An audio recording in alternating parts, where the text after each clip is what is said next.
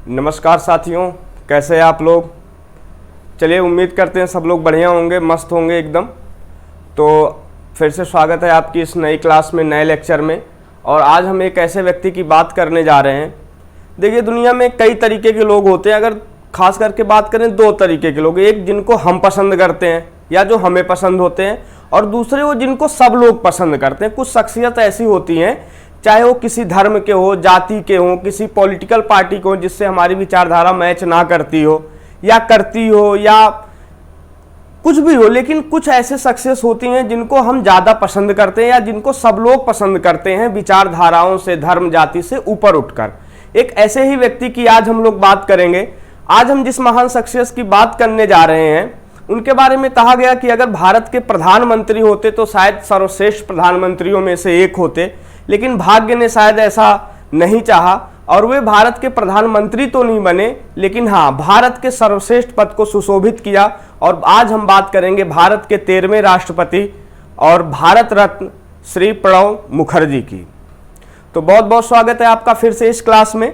इस क्लास के बाद आप लोग प्रणब मुखर्जी के बारे में वो सारी चीज़ें जान जाएंगे जो एग्जाम के लिए ज़रूरी है। और मैं हमेशा बताता रहता हूँ कि जो ये लेक्चर्स हो रहे हैं, ये एग्जाम के साथ साथ आपके जनरल नॉलेज को भी बढ़ाएंगे। आपके सामान्य जीवन में भी आप लोगों से बहस करने, बात करने के लायक होंगे, क्योंकि प्रणब मुखर्जी ऐसी शख्सियत हैं कि अक्सर इनकी बातें किसी ना किसी रूप में हमें देखने को, पढ़ने को, समझने को मिलती रहती हैं।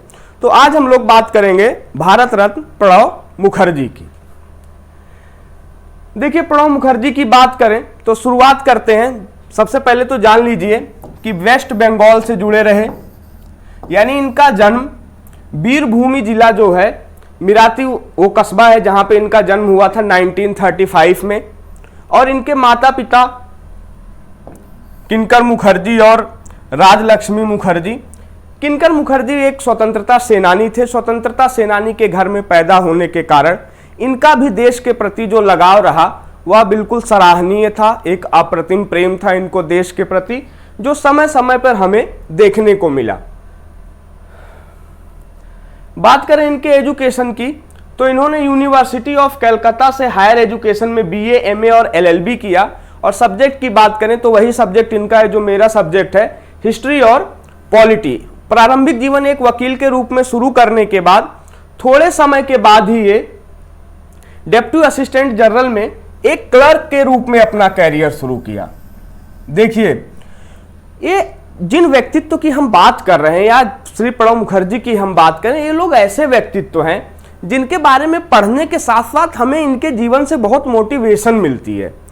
ही started his life as a clerk और कहां पहुंचे, भारत के राष्ट्रपति बने, सर्वश्रेष्ठ पद को सुशोभित किया। तो हमें ऐसे लोगों से प्रेरणा लेनी चाहिए। उसके बाद थोड़े समय के बाद ही विद्यानगर कॉलेज में, पीएस विद्यानगर कॉलेज में असिस्टेंट प्रोफेसर की जॉब की। और यही वो समय था जब इनका इंटरेस्ट पॉलिटिक्स में आया धीरे धीरे। और उसके बाद पॉलिटिकल कैरियर की बात करें तो सबसे पहले 1869 में, देखिए 1869 में प्रणब मुखर्जी राज्यसभा के सदस्य चुने जाते हैं। तब तक के कांग्रेस में नहीं आए थे, लेकिन इनकी मुलाकात उससे पहले तत्कालीन भारत की प्रधानमंत्री, पहली महिला प्रधानमंत्री इंदिरा गांधी से हुई। और इंदिरा गांधी इनके व्यक्तित्व से अत्यधिक प्रभावित होती हैं और राज्यसभा में इनके अपनी पार्टी का समर्थन प्रणब मुखर्जी को देती हैं। और प्रणब मुखर्जी यहीं से, यहां पर देखिए मेंशन किया हुआ है कि इंदिरा गांधी को अपने मेंटोर की तरह से मानते थे। तो यहीं से इनके राजनीतिक जीवन की शुरुआत होती है। और थोड़े समय के बाद ही इंदिरा गांधी कैबिनेट में, थोड़े समय के बाद ही इंदिरा गांधी कैबिनेट में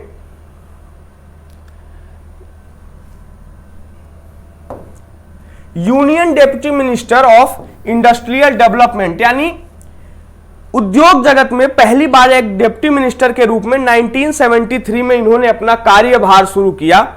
और इसके बाद ये भारत में कई सारे मंत्रालयों को सुशोभित करते रहे।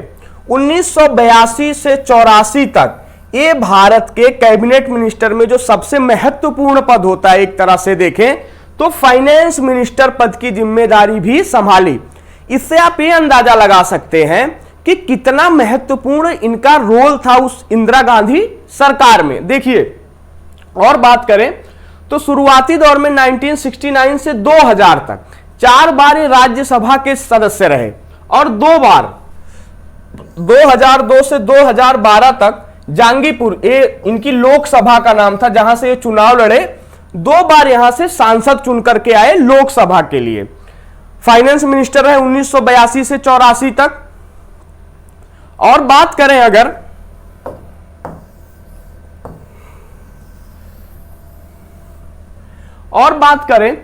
तो 1985 में इंदिरा गांधी की डेथ हो जाती है। राजीव गांधी के साथ इनके संबंध शुरुआती दौर में काफी अच्छे रहे, लेकिन 1986 का जब चुनाव होता है और चुनाव के बाद ये राज्यसभा के सदस्य होते हैं उस समय, लेकिन उस समय इनके संबंध राजीव गांधी के साथ बेहद खराब हो जाते हैं, तनावपूर्ण हो जाते हैं और इनको मंत्रालय में जगह नहीं दी जाती। इस बात से नाराज होकर के, इस कॉन्फ्लिक्ट्स की वजह से उन्होंने राष्ट्रीय समाजवादी कांग्रेस नाम की एक पार्टी बनाई 1986 में। 3 साल तक बंगाल में यह पार्टी काम करती रही, लेकिन 1989 में इसको इन्होंने फिर से कांग्रेस के साथ विलय कर लिया, यानी फिर से कांग्रेस में मिल गए। कई लोगों का प्रयास रहा फिर से कांग्रेस में वापस आए, हालांकि इन्हें किसी महत्वपूर्ण पद पर जाने का अवसर नहीं मिला और यह अवसर इन्हें तब तक नहीं मिला जब तक राजीव गांधी जीवित रहे या कांग्रेस में उनकी महत्वपूर्ण भूमिका रही। लेकिन इनका जो कहते हैं कि एक बार पॉलिटिकल करियर कहिए या इनके जो जीवन का उत्थान एक बार फिर से शुरू होता है जब पीवी नरसिम्हा राव 1991 में प्रधानमंत्री बनते हैं। कांग्रेस की फिर से सरकार बनती है और उस सरकार में मंत्रालय में, कैबिनेट में तो इनको जगह नहीं मिल पाती, लेकिन उसी साल 1991 में इनको deputy chairperson of planning commission, यानी जो आज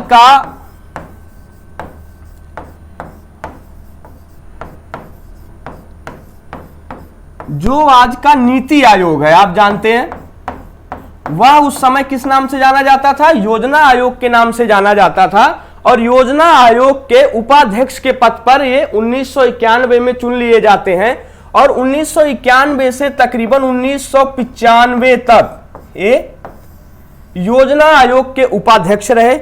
बहुत ही सराहनीय कार्य रहा इस दौरान। ये वही वाला टाइम है जिसमें भारत में आर्थिक रिफॉर्म्स, यानी मनमोहन सिंह और पीवी नरसिम्हा राव, प्रणब मुखर्जी, इन लोगों के योगदान से भारत में आर्थिक सुधारों की रफ्तार बहुत तेज हुई। अब बात करें तो उसी सरकार के अंतिम सालों में इनको एक बेहद महत्वपूर्ण एक्सटर्नल अफेयर्स मिनिस्टर, यानी विदेश मंत्री के पद पर सुशोभित होने का सौभाग्य मिला। यानी सरकार में धीरे धीरे, या यूं कहें कि कांग्रेस पार्टी में जब सोनिया गांधी की भूमिका बढ़ी तो एक बार फिर से सोनिया गांधी और कांग्रेस पार्टी ने इनमें भरोसा दिखाया और इनको विदेश मंत्री का पद दे दिया गया। लेकिन यहीं से आपको पता है कि 1996 का चुनाव, जहां पर कांग्रेस पार्टी की हार होती है, अटल बिहारी वाजपेयी की थोड़े समय के लिए सरकार बनती है और ये वही दौर है 1996 से 99 तक का, 1998 तक का, जब बार बार सरकारें बदलती रहीं और इसी दौरान कई सारे प्रधानमंत्री बनते और बिगड़ते रहे। तो उस समय कांग्रेस पार्टी एक तरह से इन चीजों से दूर रही और दोबारा 2004 के चुनाव में यह वही समय है जिसको कहा गया कि प्रणब मुखर्जी के जीवन के लिए टर्निंग पॉइंट साबित हो सकता था। देखिए हुआ क्या, 2004 का चुनाव था, बीजेपी की लहर थी, अटल बिहारी वाजपेयी, बिल्कुल सेम शख्सियत, जैसे प्रणब मुखर्जी वैसे अटल बिहारी, सबके चहेते। सबको लगता था कि अटल बिहारी वाजपेयी सरकार बनाने जा रहे हैं, लेकिन लोकतंत्र ने एक बार फिर से यहां पर अपनी भूमिका अदा की। और लोकतंत्र की एक विशेषता कि आप कभी कुछ भी नहीं कह सकते कि जनता किसके खिलाफ चली जाए, किसके फेवर में चली जाए। और यहां पर जनता ने एक बार फिर से विश्वास दिखाया कांग्रेस के अंदर, सोनिया गांधी के अंदर, और कांग्रेस पार्टी की सत्ता में वापसी होती है। सबको पता था सोनिया गांधी प्रधानमंत्री बनने जा रही हैं, थोड़े दिन के बाद शपथ लेने वाली हैं, लेकिन अचानक से सोनिया गांधी ने प्रधानमंत्री का पद ठुकरा दिया और कांग्रेस में बातें होने लगी कि कौन बनने जा रहा है प्रधानमंत्री। और जिस व्यक्ति का नाम सबसे प्रमुखता से लिया जा रहा था वह थे प्रणब मुखर्जी। लेकिन किस्मत को कुछ और मंजूर था और इनके भाग्य में शायद कहीं प्रधानमंत्री बनना नहीं लिखा था। अचानक से एक नाम आता है सबके सामने, डॉक्टर मनमोहन सिंह का, जो 2004 से 2014 तक भारत के प्रधानमंत्री रहे और उस दौरान लगभग सभी प्रमुख पदों पर काम करने का अवसर डॉक्टर प्रणब मुखर्जी को मिलता रहा। उस सरकार में मिनिस्टर ऑफ डिफेंस,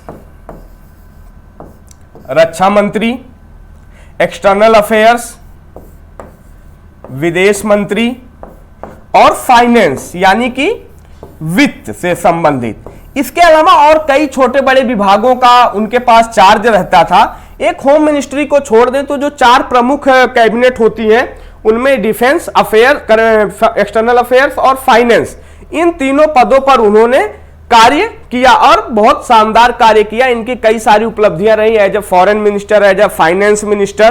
ठीक है। अच्छा, 2012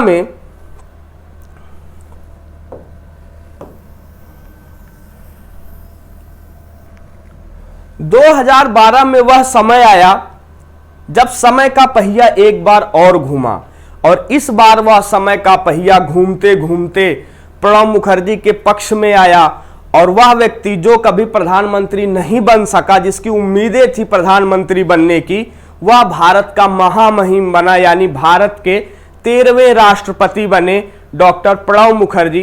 पीए संगमा को हराया इन्होंने। और यहां पर एक चीज मेंशन कर दूं आपको कि देखिए, ऐसी शख्सियत थे कि इनको सभी पार्टियों ने लगभग समर्थन दिया। शिवसेना, जो बिल्कुल वैचारिक रूप से अलग पार्टी थी कांग्रेस से, उसने भी प्रणब मुखर्जी को एज ए राष्ट्रपति समर्थन दिया और इस पद पर ये 25 जुलाई 2012 से 25 जुलाई 2017 तक कार्य किया। और इनकी एक बड़ी उपलब्धि ये रही कि राष्ट्रपति के रूप में जिस तरीके से इन्होंने नरेंद्र मोदी के साथ समन्वय स्थापित किया।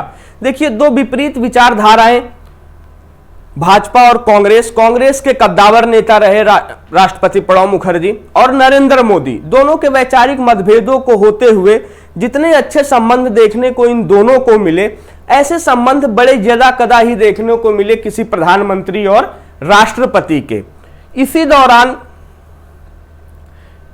कई सारे ऐसे कार्य जिसमें कि कई सारे आतंकवादियों या कई सारे जघन्य अपराधी जिनकी फांसी की पिटीशन इनके पास पेंडिंग थी, तुरंत इन्होंने साइन किए और कई अफजल गुरु जैसे हत्यारों को इसी समय फांसी दी गई, आतंकवादियों को।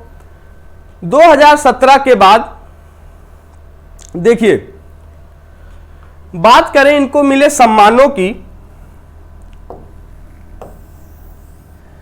तो भारत का सर्वश्रेष्ठ सम्मान, सर्वश्रेष्ठ नागरिक सम्मान, 2 जो सम्मान होते हैं सबसे बड़े सम्मान, एक पद्म विभूषण और दूसरा भारत रत्न। यानी पद्म विभूषण इनको 2008 में कांग्रेस की सरकार के समय और जो दूसरा इनको भारत का सर्वश्रेष्ठ नागरिक सम्मान भारत रत्न 2019 में प्रदान किया गया। ठीक है, इनके साथ 2 और लोगों को यह सम्मान मिला।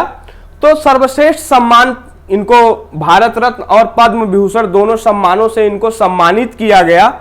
और इसके अलावा बात करें तो एक और इंपॉर्टेंट पॉइंट है इनके बारे में, इनकी बुक है द कोलिएशन ईयर्स। यहां पर इस किताब में है 1996 से 2012 तक की बातों को इन्होंने इसमें लिखा हुआ है। कोलिएशन ईयर्स, ये इनके द्वारा लिखी गई प्रमुख किताब है। तो उम्मीद है आपको क्लास ठीक लगी होगी, अच्छी लगी होगी। प्रणब मुखर्जी के बारे में आपको बहुत सारी चीजें जानने को मिली होंगी। वीडियो के साथ बने रहिए, हमारे स्पार्क एडुकॉप चैनल के साथ बने रहिए। वीडियो को लाइक कीजिए, शेयर कीजिए और चैनल को सब्सक्राइब कीजिए। बहुत बहुत धन्यवाद, शुक्रिया।